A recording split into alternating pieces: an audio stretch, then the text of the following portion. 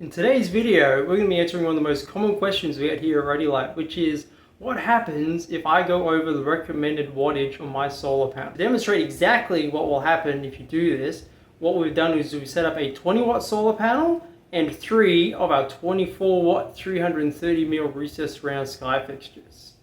Now, what you're going to see happen is that as I plug in each additional sky fixture, which is that the total light is going to be spread out between all the sky fixtures. Now, it's not going to damage the system or harm it in any way, but it will just share out the total light output.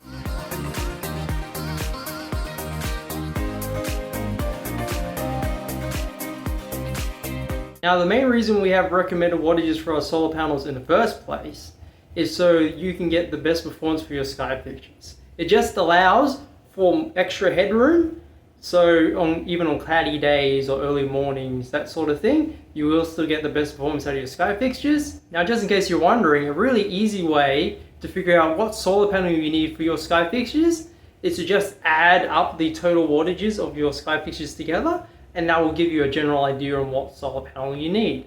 Now, to make this a little bit easier, I'm going to put a link in the description below that will link to our product information page, and that will have all our lights listed there with what wattages they are, and also all of our solar panels.